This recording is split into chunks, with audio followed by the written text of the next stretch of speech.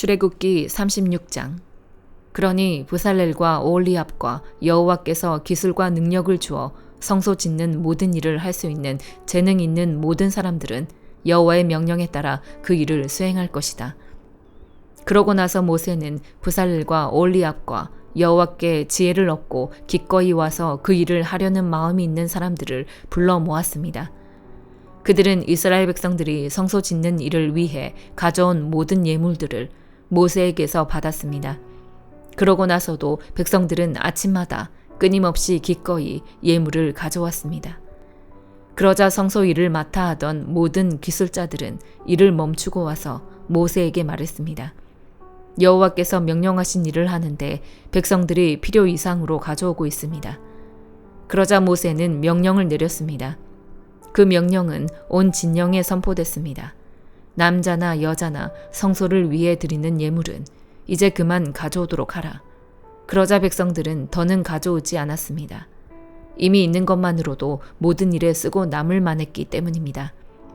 일꾼들 가운데 뛰어난 기술자는 고운 배실과 청색실, 자주색실, 홍색실로 휘장 10폭의 성막을 만들고 또 그 위에 그룹을 수놓았습니다.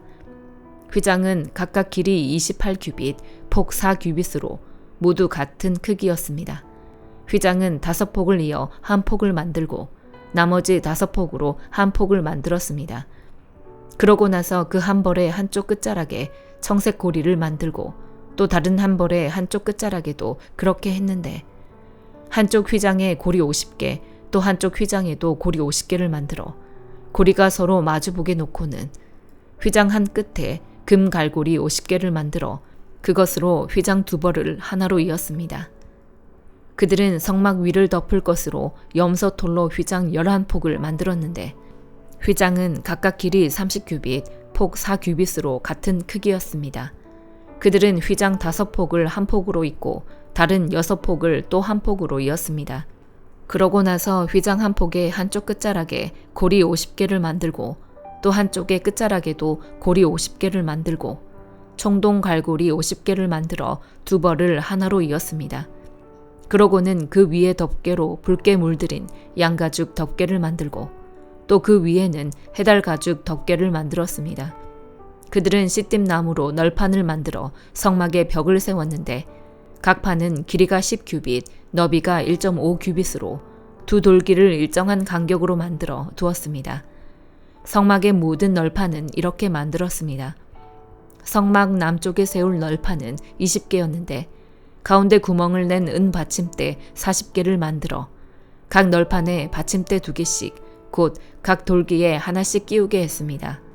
성막 다른 쪽, 곧 북쪽에 세울 널판은 20개였는데 은 받침대를 각 널판에 2개씩 모두 40개를 만들어 끼웠습니다.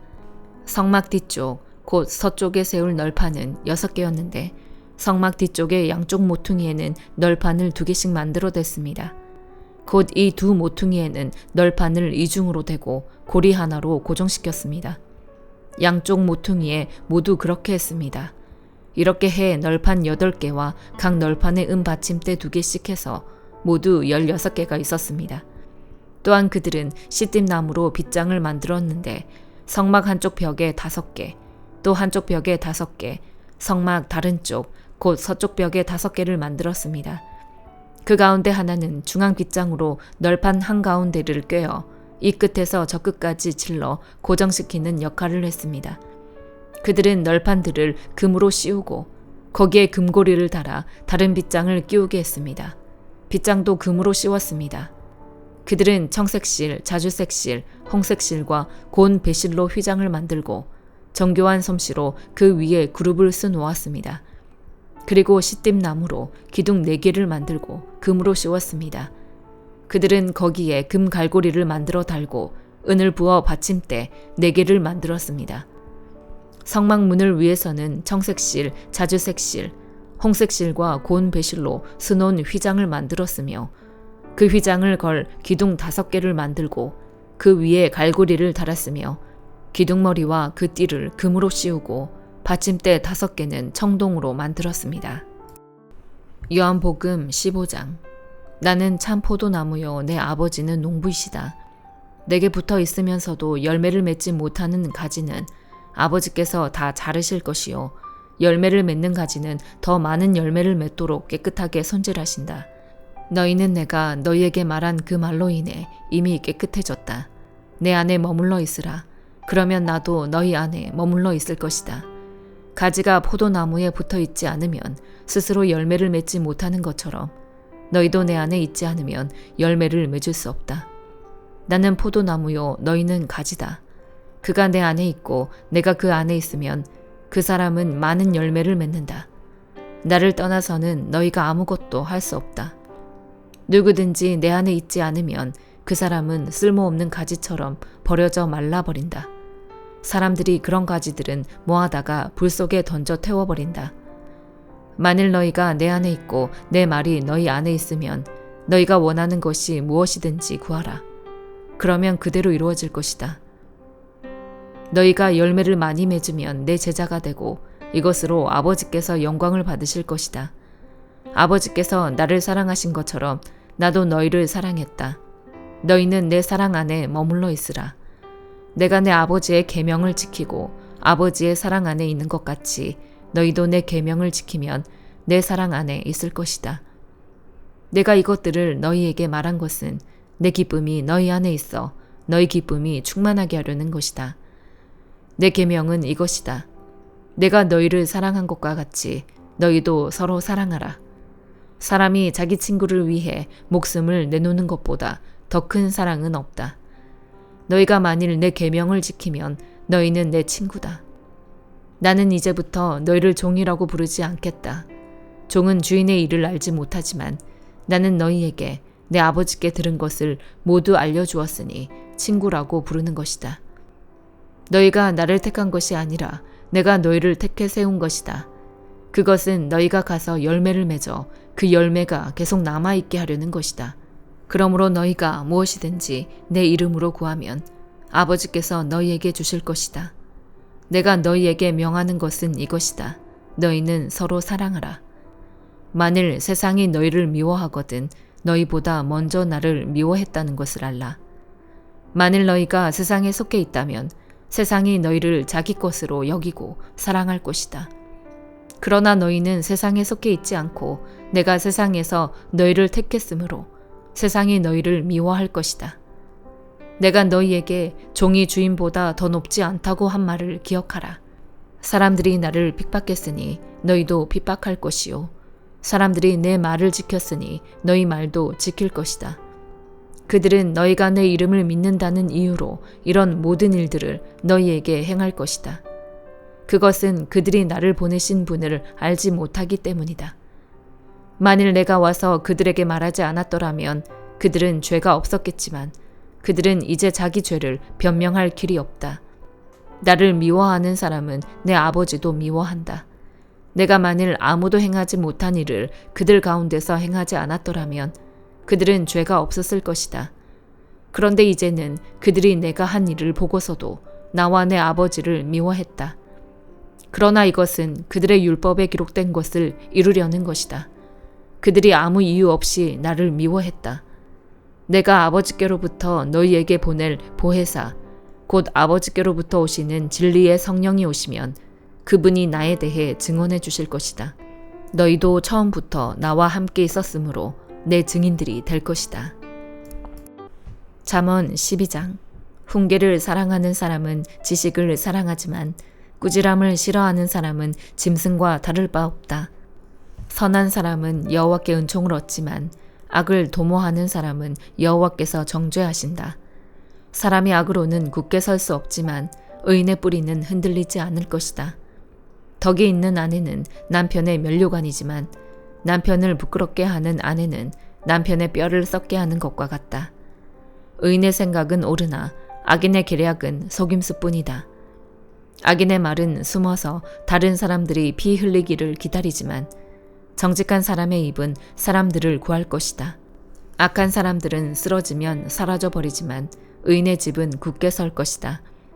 사람은 그 지혜에 따라 칭찬을 받지만 비뚤어진 마음을 가진 사람은 멸시를 당할 것이다. 먹을 것도 없으면서 높은 채 하는 것보다 비천해도 종을 부리는 게 낫다. 의인은 자기 가축의 생명도 돌봐주지만 악인은 따뜻한 온정을 베푼다 하더라도 잔인하다. 자기 땅을 일구는 사람은 먹을 것이 넉넉하지만 헛된 것을 쫓는 사람은 지각이 없다. 악인은 불의한 이익을 바라지만 의인의 뿌리는 많은 열매를 낸다. 악한 사람은 자신의 입술 때문에 죄의 덫에 걸려들지만 의인은 고난에서 빠져나갈 것이다. 사람은 열매 있는 말을 해 좋은 것으로 배부르고 손이 수고한 만큼 보상을 받을 것이다. 바보는 자기 길이 옳다고 하지만 지혜로운 사람은 조언에 귀를 기울인다.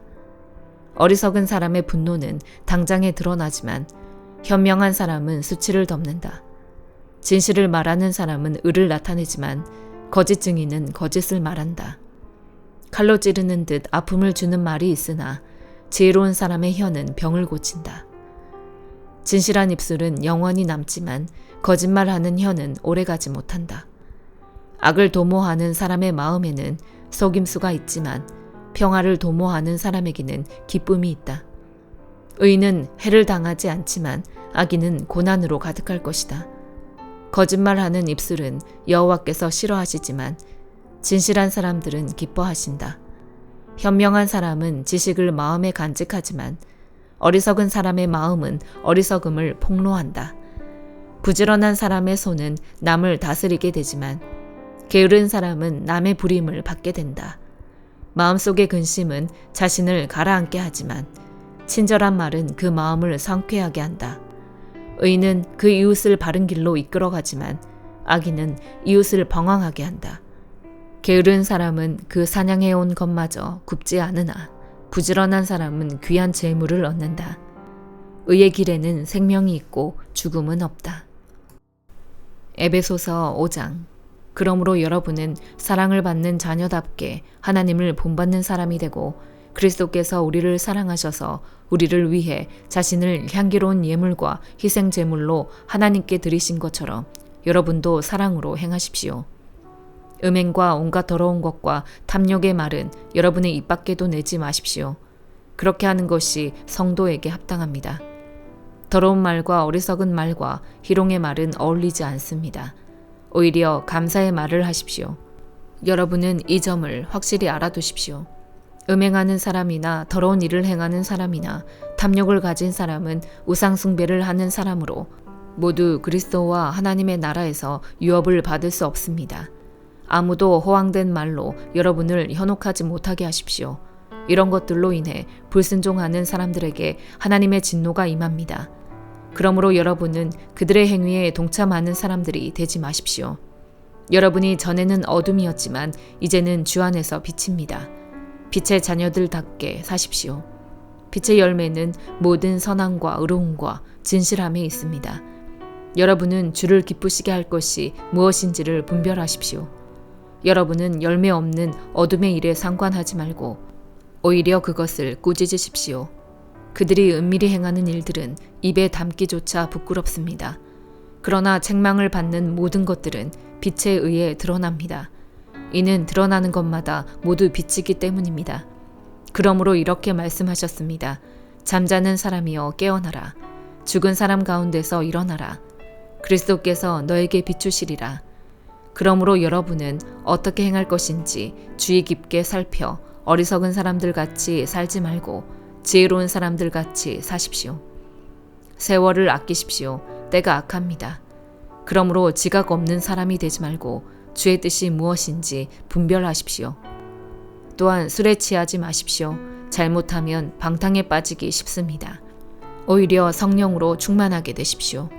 여러분은 시와 찬미와 신령한 노래들로 서로 화답하고 마음으로 주께 찬송하며 우리 주 예수 그리스도의 이름으로 모든 일에 항상 하나님 아버지께 감사하고 그리스도를 경외함으로 서로 복종하십시오. 아내들이여 남편에게 복종하기를 주께 순종하듯 하십시오. 이는 그리스도께서 교회의 머리 되심 같이 남편은 아내의 머리이기 때문입니다. 그리스도가 바로 몸의 구주십니다. 교회가 그리스도께 복종하듯 아내들도 모든 일에 남편에게 복종하십시오. 남편들이여 아내 사랑하기를 그리스도께서 교회를 사랑하시고 교회를 위해 자신을 내어주심 같이 하십시오. 그리스도께서 이렇게 하신 것은 말씀을 통해 교회를 물로 씻어 깨끗하게 해서 거룩하게 하시고 티나 주름이나 다른 지저분한 것들이 없이 교회를 자기 앞에서 영광스러운 모습으로 서도록 해서 오직 거룩하고 흠이 없게 하기 위한 것입니다. 이와 같이 남편들도 자기 아내 사랑하기를 자기 몸을 사랑하듯이 해야 합니다. 자기 아내를 사랑하는 것은 바로 자신을 사랑하는 것입니다. 자기의 육체를 미워하는 사람은 없습니다. 누구나 자신을 먹이고 보살피기를 그리스도께서 교회를 위해 하시듯 합니다. 이는 우리가 그리스도 몸의 지체들이기 때문입니다. 이러므로 사람이 부모를 떠나 그의 아내와 연합해 둘이 한 육체가 될 것이다. 이 비밀이 큽니다. 나는 지금 그리스도와 교회에 관해 말하고 있습니다. 그러나 여러분도 각자 자기 아내 사랑하기를 자기 사랑하듯 하고 아내는 남편을 존경하십시오. 아멘.